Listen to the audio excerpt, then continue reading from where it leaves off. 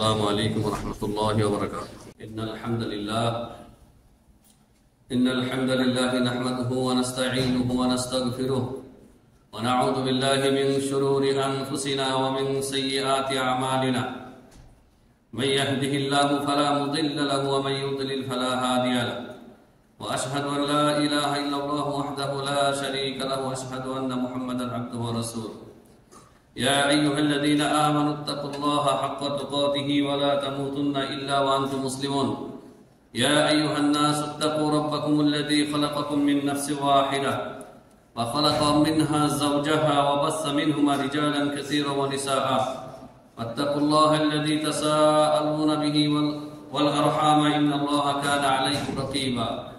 يا أيها الذين آمنوا اتقوا الله وقولوا قولا سديدا يصلح لكم أعمالكم ويغفر لكم ذنوبكم ومن يطع الله ورسوله فقد فاز فوزا عظيما. أما بعد فإن خير الحديث كتاب الله وخير الهدي هدي محمد صلى الله عليه وسلم وشر الأمور محدثاتها وكل محدثة بدعة وكل بدعة ضلالة وكل ضلالة في النار. فأعوذ بالله من الشيطان الرجيم. ولنبلونكم بشيء من الخوف والجوع ونقص من الأموال والأنفس والثمرات وبشر الصابرين الذين إذا أصابتهم مصيبة قالوا إنا لله وإنا إليه راجعون. أولئك عليهم صلوات من ربهم ورحمة وأولئك هم المهتدون. وقال رسول الله صلى الله عليه وسلم احرص على ما ينفعك واستعن بالله ولا تعجز. رواه মুসলিম। আলহামদুলিল্লাহ, যাবতীয় হামদ ও সানা আল্লাহ সুবহানাহু ওয়া তাআলা নিমিত্তে, যে আল্লাহ সুবহানাহু ওয়া তাআলা সমস্ত মাখলুকের সৃষ্টির পূর্বেই তাদের তাকদীর লিখে রেখেছেন। আল্লাহ সুবহানাহু ওয়া তাআলা লৌহে মাহফুজে তাকদীর লিখে রেখেছেন এবং তাকদীর লেখার সাথে সাথে আল্লাহ রাব্বুল আলামিন বান্দাকে ইখতিয়ার দিয়েছেন, ইরাদা দিয়েছেন, মাশিয়া দিয়েছেন।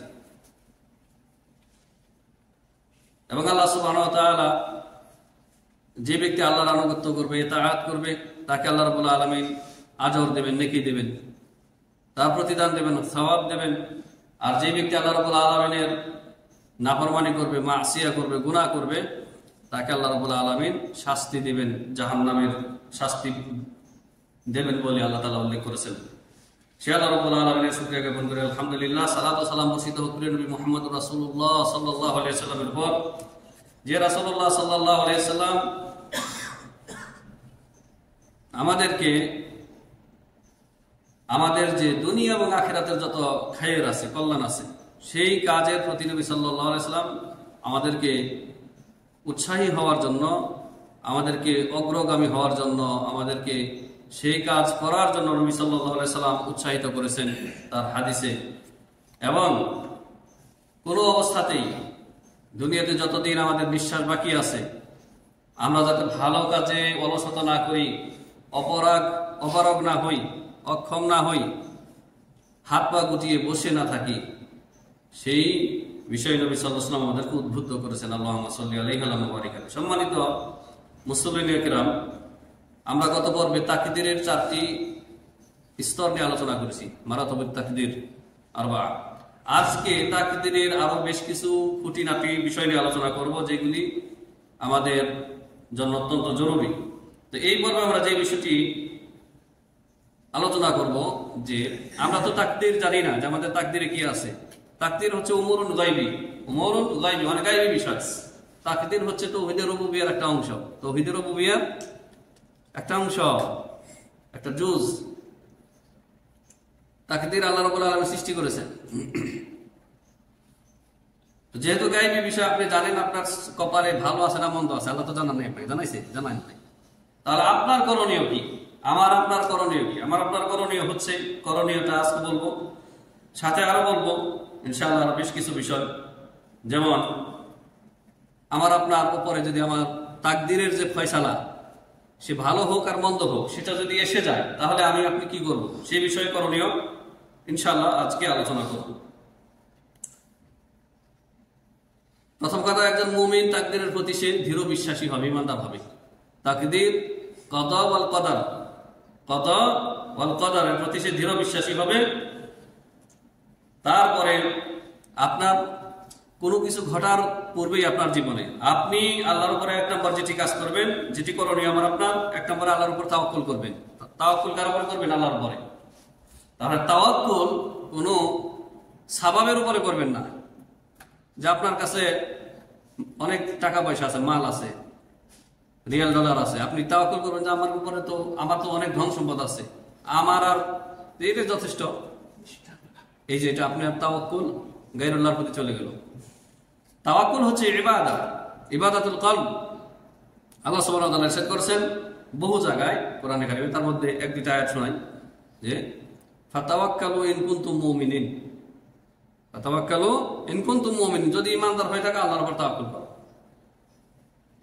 ওয়া মান ইয়াতাওয়াক্কাল আলাল্লাহি ফাহুয়া হাসবুহ, আর যে ব্যক্তি আল্লাহর উপর তাওয়াক্কুল করবে আল্লাহ তার জন্য কাফি। তার মানে কি তাওয়াক্কুল করে আপনি বসে থাকবেন না। এক নম্বর কাজ হচ্ছে তাহলে আপনার জীবনে আপনি আল্লাহর প্রতি তাওয়াক্কুল করবেন। দুই নম্বর কাজ হচ্ছে তাওয়াক্কুল করার পরে আপনি আল্লাহর কাছে সাহায্য চাইবেন, আল্লাহর কাছে সাহায্য চাইবেন, আল্লাহর কাছে দোয়া করবেন যেন আল্লাহ রাব্বুল আলামিন আপনার জন্য কল্যাণকর কিছু নির্ধারণ করেন।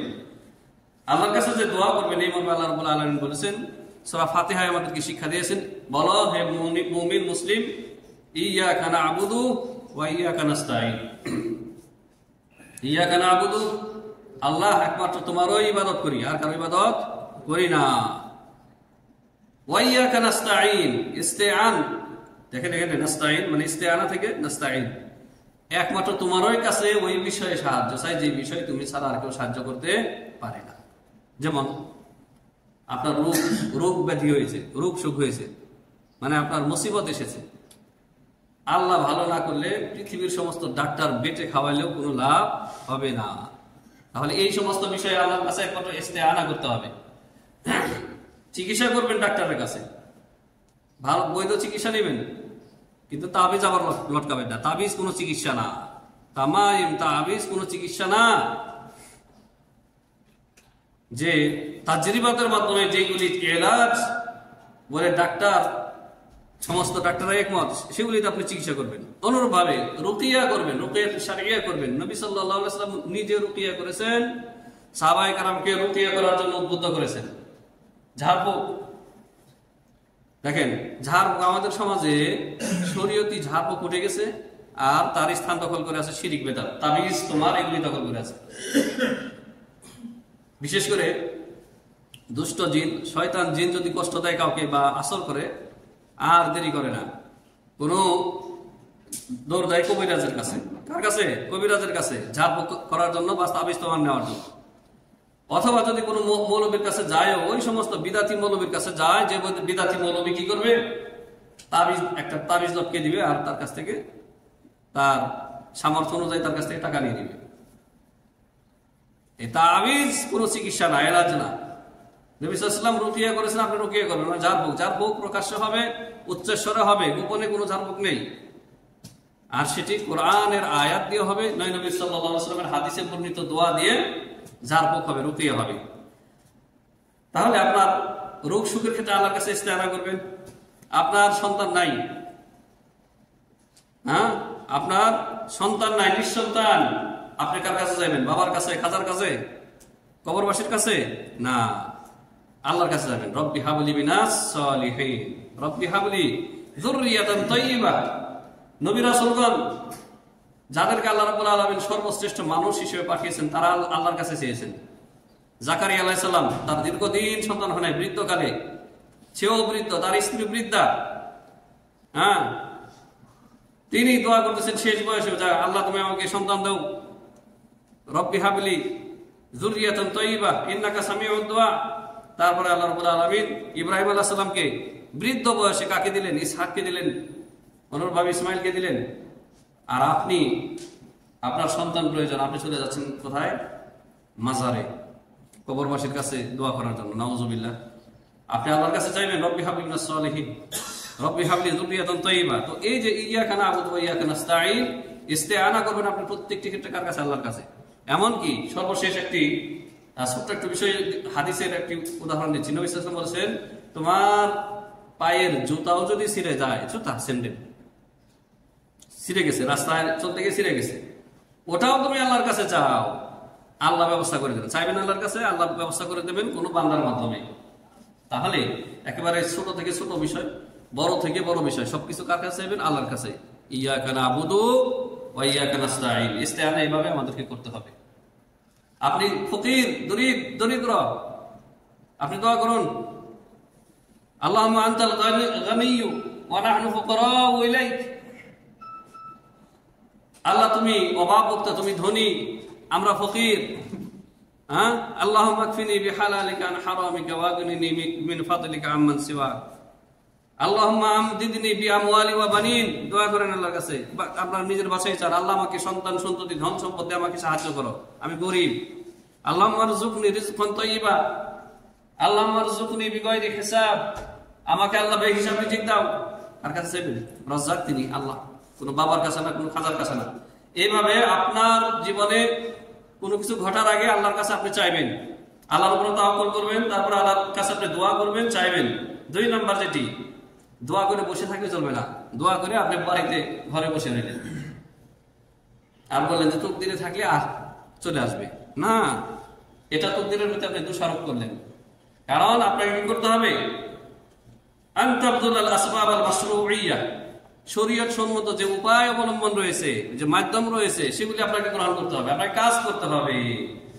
এই জন্য নবী সাল্লাল্লাহু আলাইহি ওয়াসাল্লামের হাদিস যেটা আমি শুরুতে পড়েছি, সহিহ মুসলিমের হাদিস, নবী সাল্লাল্লাহু আলাইহি ওয়াসাল্লাম বলেছেন, ইহরিস আলা মা ইয়ানফাউকা, যা তোমার জন্য উপকারী তা তুমি অর্জন করার জন্য তুমি কি করো? আগ্রহী হও, উঠো, সেটি অর্জন করার জন্য তুমি চেষ্টা করো, সাধনা করো, ট্রাই করো। ওয়াস্তাইন বিল্লাহ, তবে নিজে নিজে পারবে না, আল্লাহর কাছে সাহায্য চাও। আল্লাহর কাছে সাহায্য চাও, আল্লাহ তোমার জন্য সেটি সহজ করে দেবেন। তারপর সেটি অর্জনের জন্য তুমি কি? ধাবিত হও। ওয়ালা তা'জাজ, আর অপারগ হইও না, মানে অক্ষম হয়ে বসে থাকো না, অক্ষম হয়ে বসে থাকো না, আর মানুষের উপর ভরসা করে বসে থাকো না। যা, আমার তো আত্মীয় স্বজনের মধ্যে অনেকেই ধনী আছে, তো আমি বসে বসে থাকি, তারাই আমাকে খাবার দিয়ে যাবে। এটা করবেন না, আপনার প্রচেষ্টা আপনি করবেন। আর যদি আপনার জীবনে কোনো কিছু ঘটে যায়, চলে আসে, তাকদীরে যা লিখিত আছে তা আপনার জীবনে ঘটে গেল, যা ঘটে গেল তা 2 প্রকার। কয় প্রকার? 2 প্রকার, ভালো এবং মন্দ, নি'মা অথবা মুসিবা। নিয়ামত পাইলেন, এবার কি করণীয়? আর মুসিবত আসলে আপনি কি করবেন? এগুলি তাকদীরের বিষয় কিন্তু, এবং এগুলি ক্ষুদ্র ক্ষুদ্র বিষয়।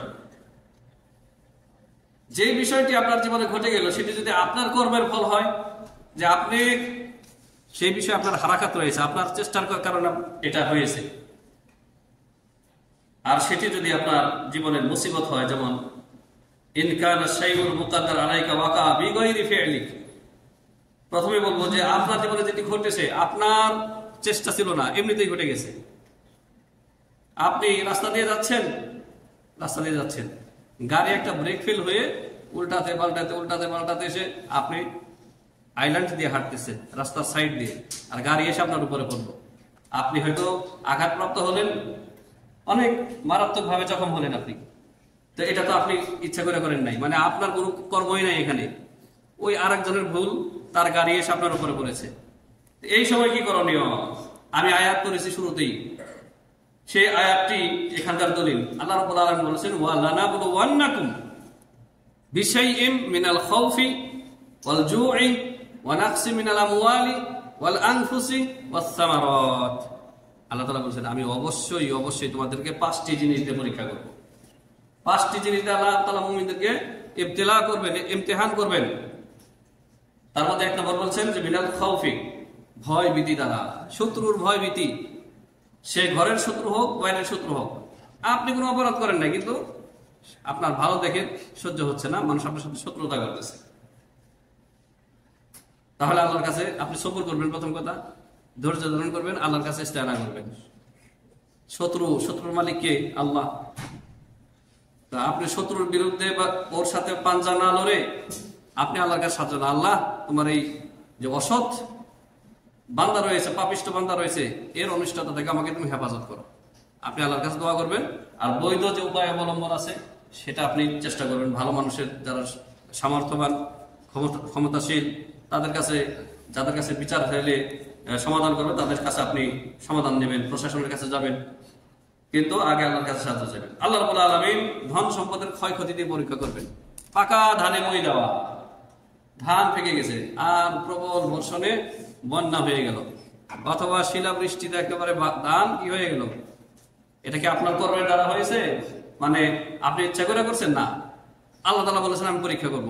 তো আল্লাহ দিয়েছেন ফসল, আল্লাহ নিয়ে নিয়েছে, আপনার কি? আপনার তো কিছু না। তাহলে আপনি সবর করবেন।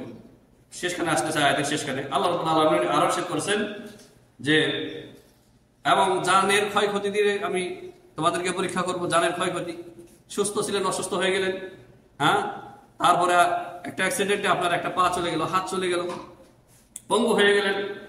আল্লাহ রাব্বুল আলামিন আরো ইরশাদ করেছেন ওয়াসসামারাত, ফল ফ্রুট ফসলাদি দ্বারা এর ক্ষয়ক্ষতি দ্বারা আমি পরীক্ষা করব। তাহলে এই যে 5টি বিষয়, আপনি ভালো মানুষ হলেও আপনার জীবনে পরীক্ষা আসবে। আপনি ভালো মানুষ, কারো ক্ষয়ক্ষতি করেননি, কিন্তু এই পরীক্ষা আল্লাহ তাআলা করবেন। আল্লাহ জানিয়ে দিয়েছেন না দেননি? জানিয়ে দিয়েছেন।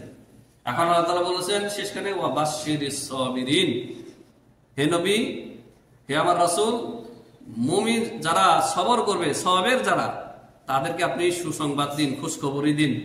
যারা বালা মুসিবতে এই 5টা জিনিস যারা পরীক্ষা করার পরে ধৈর্য ধারণ করবে, সবর করবে, তাদেরকে সুসংবাদ দিন। কিসের সুসংবাদ? দুনিয়াতে এর চাইতে ভালো প্রতিদান দিবেন এবং তা আপনার জন্য রয়েছে জান্নাত ইনশাআল্লাহ। আল্লাহ রাব্বুল আলামিন আরো ইরশাদ করেছেন আল্লাযীনা ইযা আসাবাতুহুম মুসিবাতুন ক্বালু ইন্না লিল্লাহি ওয়া ইন্না ইলাইহি রাজিউন, যাদের উপরে মুসিবত আসলে বলে, যারা মুমিন, সত্যিকারের মুমিন, ইমানদার, মুত্তাকি, তাদের উপরে বালা মুসিবত আসলে বলে ইন্না লিল্লাহ, আমরা কার? আল্লাহ, আমরা আল্লাহ। লাহু মা ফিস সামাওয়াতি ওয়া মা ফিল, আসমান জমিনে যা কিছু আছে লাহু, তার। ইন্না লিল্লাহ, আমরা তার। ওয়া ইন্না ইলাইহি রাজিউন, গন্তব্য কোন দিকে ভাই? আমাদের আল্লাহর দিকে। দরজা হচ্ছে আল্লাহর দিকে যাওয়ার দরজা হচ্ছে কি? আল মউত। মউত হচ্ছে ঢোকার দরজা। মউত ছাড়া আল্লাহর কাছে যাওয়া সম্ভব না। তাহলে আপনার উপরে যত বড় মুসিবত আসুক, আপনি হাই হতাশ করবেন না, আপনি চিৎকার চেঁচামেচি করবেন না, আপনি বলবেন ইন্না লিল্লাহি ওয়া ইন্না ইলাইহি রাজিউন। যারা এই কাজ করবে, বালা মুসিবত আসার পরে, আল্লাহ কর্তৃক পরীক্ষা আসার পরে, ইমতিহান আসার পরে যারা ধৈর্য ধারণ করবে, সবর করবে, আল্লাহ বলেছেন যে উলাইকা আলাইহিম সালাওয়াতুম মির রাব্বিহিম ওয়া রাহমা, এরা হচ্ছে কি, এদের উপরে আল্লাহর পক্ষ থেকে রহমত, বরকত, দয়া, হ্যাঁ, ওয়া উলাইকা হুমুল মুহতাদুন, এরা হচ্ছে হেদায়েত প্রাপ্ত, এরাই আল্লাহর পথে হেদায়েত প্রাপ্ত। তাহলে আপনি ধৈর্য ধারণ করবেন। যদি এমন কোনো মুসিবত আসে যেটা আপনার হারাকাতের দরুন আসে না, আপনার কর্মের দরুন আসে নাই, আপনি ভালো পথেই আছেন, হঠাৎ করে চলে এসেছে, বুঝতে হবে আল্লাহর পক্ষ থেকে পরীক্ষা, ইমতিহান। আর যদি আপনি খারাপ হয়ে থাকেন, যে আপনি খারাপ লোক, তাহলে আপনার জন্য হালকা আল্লাহর পক্ষ থেকে ছোট শাস্তি, দুনিয়াতে যাতে আপনি হুচুট খেয়ে যাতে আপনি ফিরে আসেন আল্লাহর পথে, এটাও কিন্তু আল্লাহ তাআলা বলেছেন। এটা বলেছেন আল্লাহ সূরা সিজদায় যে আমি তাদেরকে ওয়ালা নুযীকান্নাহুম মিনাল আযাবিল আদনা দুনাল আযাবিল আকবারি লাআল্লাহুম ইয়ারজিউন, যারা বাঁকা পথে চলে, সোজা পথে চলে না, তাদেরকে আমি, আল্লাহ তাআলা বলেছেন, অবশ্যই জাহান্নামের বড় শাস্তি দেওয়ার আগে, বড় আযাবের আগে ছোট শাস্তি দিয়ে তাদেরকে আমি স্বাদ চাখাবো। ওয়ালা নুযীকান্নাহুম, জাত স্বাদ আল্লাহ তাআলা চাখাবেন, লাআল্লাহুম ইয়ারজিউন, যাতে আপনি আল্লাহর পথে কি ফিরে আসেন তওবা করে, যে আমি তো ভুল পথে চলতেছি। মুমিন সবসময় অনুভব করবে, সে চিন্তা ভাবনা করবে যে আমার উপরে এই মুসিবতটা কেন আসলো, তাহলে আমার ভুল আছে, ভুল থেকে সংশোধন হতে হবে। হয় আল্লাহর হক আদায়ের ক্ষেত্রে আমার ভুল আছে, আমি আল্লাহর ফরজ ওয়াজিব ঠিক মতো পালন করি না, আল্লাহ যা কিছু নিষেধ করেছেন তা থেকে বিরত থাকে না, অথবা মানুষের যে হক রয়েছে, হুকুকুল নাস, সেগুলি আমি হয়তো কারো হক আমার প্রতি রয়েছে, আমি আদায় করি না, এই জন্য আমার উপরে আযাব এসেছে, তাহলে আমাদেরকে ফিরতে হবে। এবং এই যে মুসিবত যে আসছে, আপনাকে সন্তুষ্ট থাকতে হবে আল্লাহর প্রতি, কারণ আল্লাহ তাআলা মা আসাবা মিন মুসিবাতিন ফিল আরদি ইল্লা বিইذنিল্লাহ। পৃথিবীতে যত বালা মুসিবত আসে আল্লাহর ইচ্ছা ছাড়া আসে না, আল্লাহর আদেশ ছাড়া আসে না। সুতরাং যা এসেছে আপনি আল্লাহর প্রতি সন্তুষ্ট থাকবেন। এবং এই মুসিবত দূর করার জন্য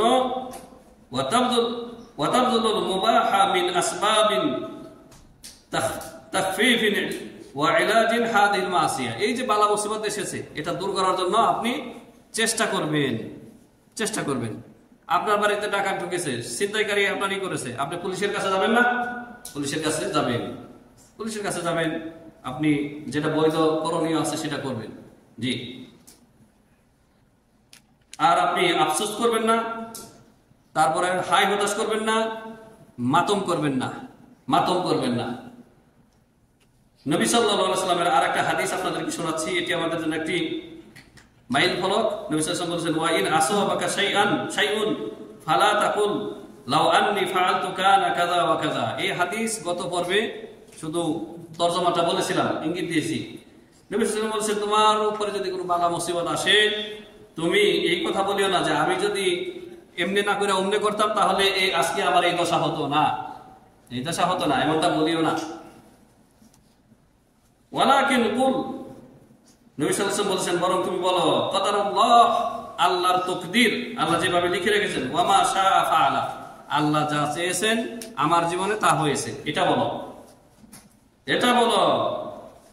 কারণ নবী সাল্লাল্লাহু আলাইহি ওয়াসাল্লাম বলেছেন, ফা ইন্না লাউ তাফতাহু আমালাশ শাইতান, কারণ লাউ কথাটা যদি কথাটা শয়তানের দরজা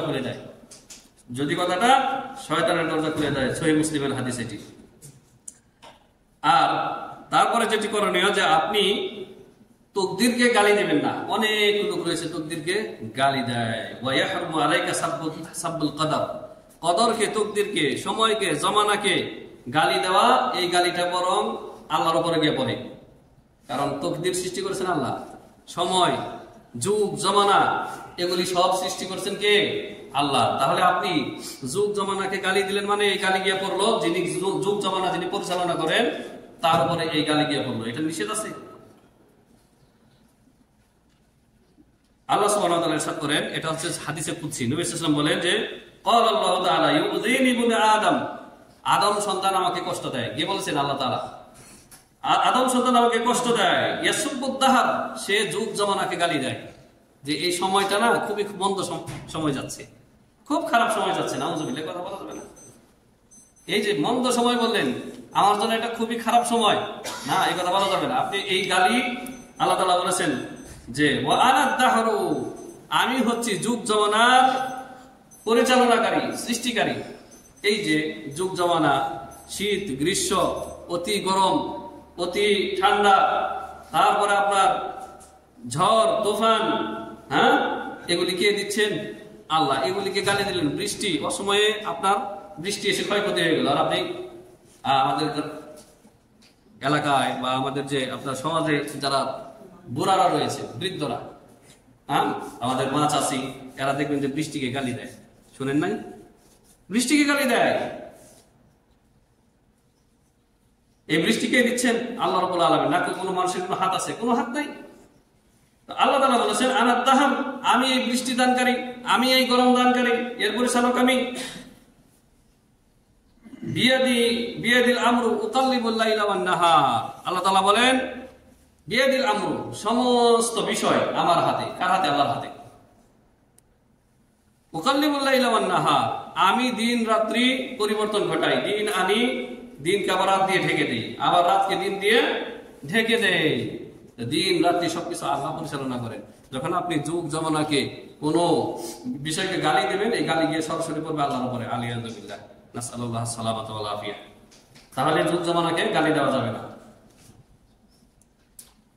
এই তো ছিল মুসিবত আপনার জীবনে। যদি ভালো কিছু পান, খালি খায়ের আর খায়ের, কল্যাণ আর কল্যাণ। ছেলে সন্তান দরকার, আল্লাহ তাআলা দিয়েছেন। ধন সম্পদ দরকার, দিচ্ছেন। হ্যাঁ, বলে না যে আল্লাহ, অনেকে বলেন যে আমার জীবন আলহামদুলিল্লাহ স্বয়ং সম্পন্ন। তার মানে কি? ওর যা যা প্রয়োজন আল্লাহ সবকিছু দিয়েছেন। তাহলে আপনি যেটি করবেন, যেমন আপনার জীবনে এমন কিছু পাইলেন, সুস্বাস্থ্য, সুস্থতা, নিরাপত্তা, তাহলে আপনার জন্য ওয়াজিব হচ্ছে ইয়াজিবু আলাইকা আন তাশকুরাল্লাহ তাআলা আলাইহি, আপনি আল্লাহর শুকরিয়া আদায় করবেন। আল্লাহ তাআলা বলেছেন লাইন শাকারতুম লাযীদান্নাকুম, তোমরা যদি আমার নিয়ামত পাওয়ার পর শুকরিয়া আদায় করো জিয়াদা দেব, আরো বাড়িয়ে দেব। ওয়ালাইন কাফারতুম, আর যদি কুফরি করো, না শুকরিয়া করো, ইন্না আযাবি লাশাদীদ, তাহলে আমার আযাব অত্যন্ত কঠিন। নিয়ামত পাওয়ার পর শুকরিয়া আদায় করা ওয়াজিব। আপনার জীবনে যা কিছু পাইছেন কার দান? হেবাতুল্লাহ, আল্লাহর দান। না আপনার বাবার দান, না আপনার খাজার দান, না পীর বাবা দিছে? পীর বাবা নিজেই তো মিসকিন, কবরে কোন হালতে আছে আপনি জানেন না, ডুবন্ত ব্যক্তির মতো আছে, আপনাকে কি দেবে? হ্যাঁ, সব আল্লাহর দান। আমা বিকুম মিন নি'মাতিন ফামিনাল্লাহ, আল্লাহ সুবহানাহু ওয়া তাআলা ইরশাদ করেছেন পবিত্র কোরআনে যে তোমার জীবনে যে নিয়ামত তুমি পেয়েছো তা আল্লাহর দেওয়া নিয়ামত, তা আল্লাহর দেওয়া নিয়ামত। আপনি আল্লাহ শুকরিয়া আদায় করবেন। নবী সাল্লাল্লাহু আলাইহি ওয়াসাল্লাম একটা সুন্দর একটি হাদিস শুনে আপনাদেরকে। নবী সাল্লাল্লাহু আলাইহি ওয়াসাল্লাম ইরশাদ করেছেন যে আজাবান লি আমরিল মুমিন, আজাবান লি আমরিল মুমিন, মুমিনের বিষয়টি বড় আজীব, আশ্চর্যজনক। ইন্না আমরাহু কুল্লাহু খায়রুন, ইন্না আমরাহু কুল্লাহু খায়রুন, মুমিনের যত বিষয় রয়েছে ভালো মন্দ, খায়ের মুসিবা, নেমা মুসিবা, সবই তার জন্য কল্যাণকর। তার মানে আপনার জীবনে যদি নিয়ামত পান সেটাও আপনার জন্য উত্তম, আপনার জীবনে যদি মুসিবত আসে সেটাও আপনার জন্য খায়ের কল্যাণ। কিভাবে? নবী সাল্লাল্লাহু আলাইহি ওয়াসাল্লাম ওয়ালাইসা যালিকা লিআহাদিন ইল্লা লিল মুমিন, আর এই যে ভালো মন্দ দুইটা পাওয়ার পরে এই যে তার জন্য কল্যাণ করে, এটা মুমিন ছাড়া আর কেউ পায় না। মানে কাফের পায় না, তাহলে এটা কাফেরের জন্য না, এটা মুশরিকের জন্য না, এটা নাস্তিক মুনাফিকদের জন্য না, এটা একটা মুমিনের পাওয়া। ইন আসাবাতহু সাররাহু শাকারা, মুমিন যখন কোনো আনন্দদায়ক তার খুশির কোনো বিষয় পায় তখন আল্লাহ কি করে? শুকরিয়া আদায় করে। তাহলে মুমিনের কাজ হচ্ছে সে নিয়ামত পাইলে কি করবে? শুকরিয়া আদায় করবে। আল্লাহ নবী সাল্লাল্লাহু আলাইহি ওয়াসাল্লাম বলেছেন ফাকানা খায়রুল লাহু, আর যখন সে শুকরিয়া আদায় করে তখন তার জন্য এটা কল্যাণকর। ওই যেমন একটু আগে আয়াত বললাম যে আল্লাহ তাআলা বলেছেন লাইন শাকারতুম লাযীদান্নাকুম, আমার শুকরিয়া আদায় করলে আমি জিয়াদা আরো বাড়িয়ে দেব। ওয়াইন আসাবাতহু দাররা সাবারা, আর যদি মুমিনের জীবনে কোনো মুসিবত আসে সে কি করে? তখন সাবারা, ধৈর্য ধারণ করে। দর্র মানে যে কোনো খারাপই আপনার জীবনে এসেছে আপনি সবর করবেন। এখন শুকরিয়ার বদলে সবর। নবী সাল্লাল্লাহু আলাইহি ওয়াসাল্লাম বলেছেন যে ওয়াইন আসাবাতহু দাররাউ সাবারা, মুমিনের জীবনে যদি কোনো খারাপই আসে, অকল্যাণ আসে, সে কি করে? ধৈর্য ধারণ করে, সবর করে। ফাকানা খায়রুল লাহু, ফাকানা খায়রুল লাহু, তার জন্য সেটি কল্যাণকর হয়ে যায়, খায়র হয়ে যায়। আল্লাহ তাআলা বলেছেন যে সবর করলে তখন ওয়াবাশশিরিস সাবিরিন, সবরকারীদেরকে আপনি ধৈর্য ধারণ করেন, কি বলে? সুসংবাদ দিন হে নবী। এটি রয়েছে আপনার বুখারী এবং মুসলিমের হাদিস। আপনার জীবনে নিয়ামত পেলে সেটি গুনার কাজে ব্যবহার করবেন না।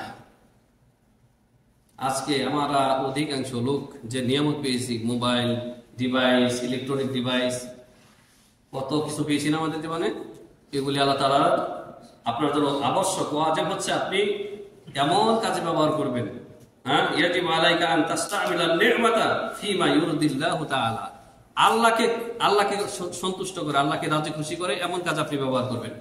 তাহলে মোবাইল আছে, মোবাইলের ভিতরে আপনার কোরআন আছে, হাদিস আছে, বিভিন্ন ইসলামিক কিতাব আছে, এগুলো পড়বেন। আল্লাহ খুশি হবেন না হবেন না? লিখে দিবেন না দিবেন না? দিবেন। এটা তো আল্লাহর দেওয়া নিয়ামত। এই ইলেকট্রনিক ডিভাইস, ইন্টারনেট আল্লাহর দেওয়া নিয়ামত।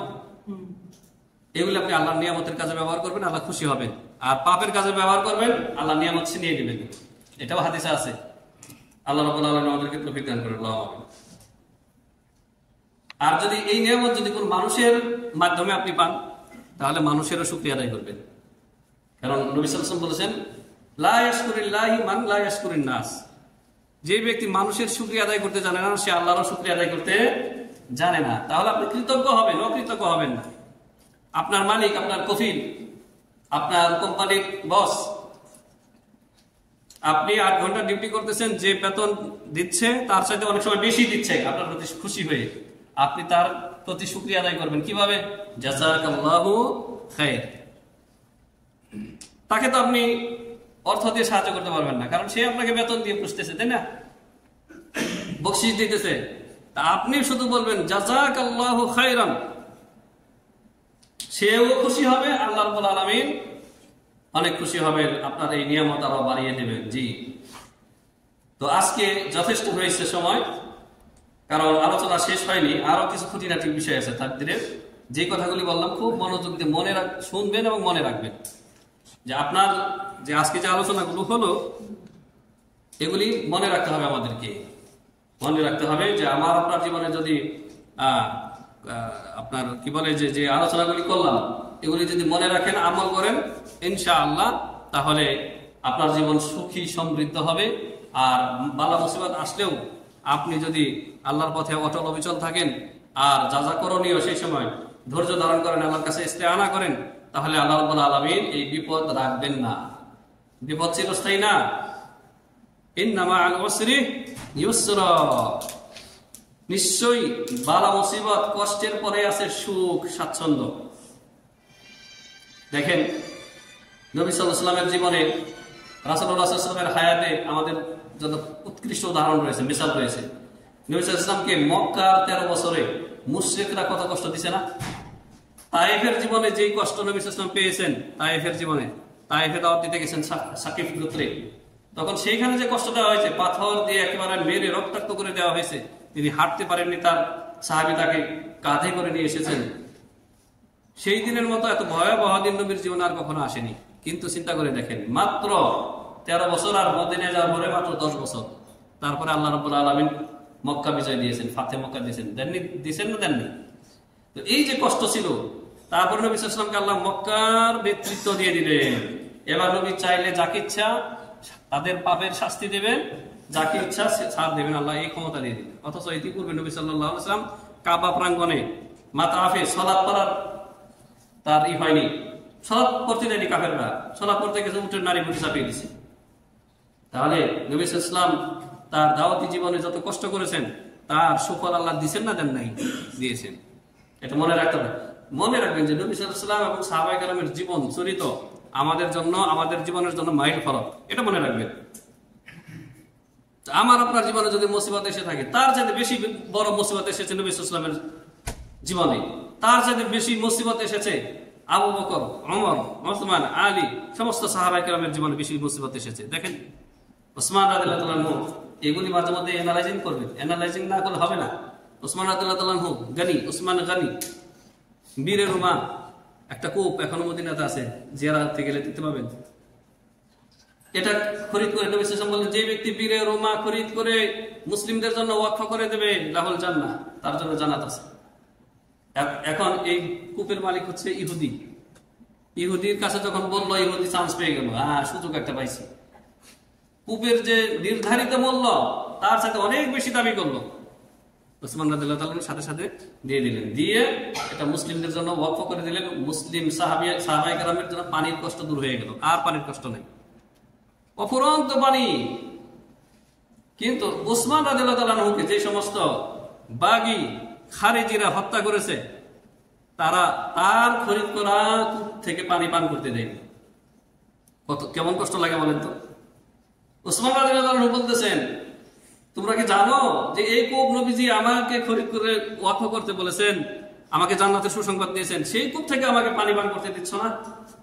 এই সন্ত্রাসীরা বলতেছে যে হ্যাঁ, তাও জানি, এটা যে আপনি খরিদ করে মুসলিমদেরকে ওয়াকফ করে দিয়েছেন তাও জানি, তবুও পানি পান করতে দেব না। কত বড় মুসিবত দেখছেন? তখন তিনি সবুর করেছেন, শেষ পর্যন্ত তাকে হত্যা করে দেওয়া হয়েছে, এই সন্ত্রাসীরা হত্যা করে দিয়েছে। কিন্তু ওসমান রাদিয়াল্লাহু তাআলার জন্য রয়েছে কি? জান্নাত। যত বড় সাহাব, যত বড় মানুষ, তত বড় ত্যাগ, তত বড় ত্যাগ। উমর রাদিয়াল্লাহু তাআলার একই অবস্থা, তাকেও শহীদ করে দেওয়া হয়েছে। আবু লুলু মাজুসি, সে কতল করে দিয়েছে উমর রাদিয়াল্লাহু তাআলাকে। আলী রাদিয়াল্লাহু তাআলা একই অবস্থা, তাকে শহীদ করে দেওয়া হয়েছে কুফাতে। দেখেন আল্লাহ নবী সাল্লাল্লাহু আলাইহি ওয়াসাল্লামের যারা একদম চারপাশে, যারা চারজন খলিফায়ে রাশিদ, প্রত্যেকের জীবনে এমন মুসিবত এসেছে দুনিয়াবি, যা আমার আপনার জীবনে আসেনি, কিন্তু তাদের জন্য কি রয়েছে? জান্নাতুল ফিরদাউস। তাহলে আমাদের জীবনে কোনো মুসিবত আসলে আমাদের যারা আইডিয়াল, আমাদের যারা আদর্শ মানুষ, তাদের দিকে আপনি তাকাবেন। তাদের জীবনে এসেছে, আমাদের জীবনে তো কিছুই আসেনি। দাওয়াতের কথা বলতে গেলে, মানুষকে সালাতের দাওয়াত দিতে গেলেন, একটা মুসিবত আসলো, মাইর দিল, একটা কটু কথা শুনিয়ে দিল, সবর করেন, সবর করেন। আপনি আর একটা কথা বলবেন না, আর সবচেয়ে বড় বাধা আসবে আপনার পরিবার থেকে। যখন সঠিক দিন, বিশুদ্ধ দিন পালন করবেন, শিরিক বিদআত ছাড়বেন, ছাড়তে বলবেন, আপনার ঘর থেকে প্রথমে বাধা আসবে। আপনার বাবা বাধা দেবে, আপনার মা বাধা দেবে, আপনার চাচা, আপনার আশেপাশে যারা আত্মীয় স্বজন আছে তারা বাধা দেবে, বলবে যে ছেলে মিলাদ করতে নিষেধ করতে, ছেলে তো কাফের হয়ে গেছে। অথচ মিলাদ বিদআত, শবে বরাত, শবে মেরাজ এগুলি বিদআত। ফুলখানি 40 মৃতের নামে যে ভোজভাজ করা হয় এগুলি বিদআত। এগুলি থেকে নিষেধ করবেন। আপনাকে বলবে যে ছেলে কি আর মুসলিম আছে? অনেক আমাদের কানে এসেছে, আমাদের ভাইদেরকে বলেছে ছেলে তো বেঈমান হয়ে গেছে, কাফের হয়ে গেছে। পীরের দরবারে যাইতে নিষেধ করে, আরে এত ছেলে তো মুসলমানই না, সৌদি আরব থেকে এজিদের ধর্ম নিয়ে এসেছে, এমন কথা বলে। কি করতে হবে? সবর করতে হবে। কারণ আপনাকে যা কিছু তহমত দিচ্ছে তার সাথে বড় তহমত, বড় অপবাদ এসেছে নবী সাল্লাল্লাহু আলাইহি ওয়াসাল্লামের উপর। নবী সাল্লাল্লাহু আলাইহি ওয়াসাল্লাম রাসূল, নবী, ইসলাম নিয়ে এসেছেন, কোরআন নিয়ে এসেছেন, আর নবীকে বলতেছেন সাবি। সাবি মানে কি জানেন? বিধর্মী। কুরাইশ বলতেছে, কুরাইশরা বলতেছে মুহাম্মদ সাল্লাল্লাহু আলাইহি ওয়াসাল্লাম কি হয়ে গেছে? সাবি হয়ে গেছে, মানে ধর্ম থেকে হয়ে গেছে। কোন ধর্ম থেকে হয়ে গেছে? বাপ দাদার ধর্ম, মূর্তি পূজার ধর্ম। তাহলে সবসময় নবী সাল্লাল্লাহু আলাইহি ওয়াসাল্লামের জীবনী, সিরাত, সাহাবায়ে কেরামের সিরাত, জীবনী আপনি পড়বেন, অ্যানালাইজিং করবেন। তাহলে আপনার দেখবেন যে ঈমান অনেক চাঙ্গা হবে ইনশাআল্লাহ। বারাকাল্লাহু লানা ওয়া লাকুম ফিল কুরআনিল আযীম ওয়া নাফা'নি ওয়া ইয়্যাকুম বিল আয়াতি ওয়া যিকরিল হাকীম। আকুলু কওলি হাযা আস্তাগফিরুল্লাহাল আযীম ওয়া লাকুম ওয়া লিসাইরিল মুসলিমিন ফাস্তাগফিরুহু ইন্নাহু হুয়াল গফুরুর রহিম। আলহামদুলিল্লাহ ওয়াহদাহু ওয়াসসালাতু ওয়াসসালামু আলা মান লা নাবিয়্যা বা'দাহু ওয়া আলা আলিহি ওয়া সাহবিহি আজমাইন। আমরা এতক্ষণ তকদিরের খুঁটিনাটি যে বিষয় নিয়ে আলোচনা করলাম, আল্লাহ সুবহানাহু ওয়া তাআলা সেই কথাগুলি আমাদের অন্তর থেকে কবুল করার তৌফিক দিন এবং তার প্রতি আমল করার তৌফিক দান করেন। আল্লাহুম্মা আমিন। রব্বানা আতিনা ফিদ দুনিয়া হাসানাহ ওয়া ফিল আখিরাতি হাসানাহ ওয়া কিনা আযাবান নার। রব্বানা যালামনা আনফুসানা ওয়া ইল্লাম তাগফির লানা ওয়া তারহামনা লানাকুনান্না মিনাল খাসিরিন। রব্বানা ইগফির লানা ওয়া লি ইখওয়ানিনা আল্লাযীনা সাবাকুনা বিল ঈমান ওয়া লা তাজআল ফি কুলুবিনা গিল্লাল লিল লাযীনা আমানু রব্বানা ইন্নাকা রাউফুর রহিম। আল্লাহুম্মা আ'ইজ্জাল ইসলাম ওয়াল মুসলিমিন اللهم أعز الإسلام والمسلمين وأذل الشرك والمشركين ودمر أعداءك أعداء الدين من اليهود والنصارى والملحدين يا رب العالمين. اللهم احفظ هذا البلد وسائر بلاد المسلمين. اللهم احفظ هذا البلد وسائر بلاد المسلمين يا رب العالمين. اللهم وفق، اللهم أصلح أئمتنا في ولاة أمرنا. اللهم أصلح أئمتنا في ولاة أمرنا يا رب العالمين. اللهم وفقهم لكل خير، اللهم وفقهم لكل خير. اللهم ارزقهم بطانة صالحة التي تدلهم على الخير وتعينه عليه يا أكرم الأكرمين. إن الله وملائكته يصلون على النبي يا أيها الذين آمنوا صلوا عليه وسلموا تسليما. اللهم صل على محمد وعلى آل محمد كما صليت على إبراهيم وعلى آل إبراهيم إنك حميد مجيد. اللهم بارك على محمد وعلى آل محمد كما باركت على إبراهيم وعلى آل إبراهيم إنك حميد مجيد. عباد الله رحمكم الله، إن الله يأمركم بالعدل والإحسان وإيتاء ذي القربى وينهى عن الفحشاء والمنكر والبغي يعظكم لعلكم تذكرون. فاذكروا الله يذكركم واشكروا على نعمه يزدكم ولذكر الله أكبر والله يعلم ما تصنعون.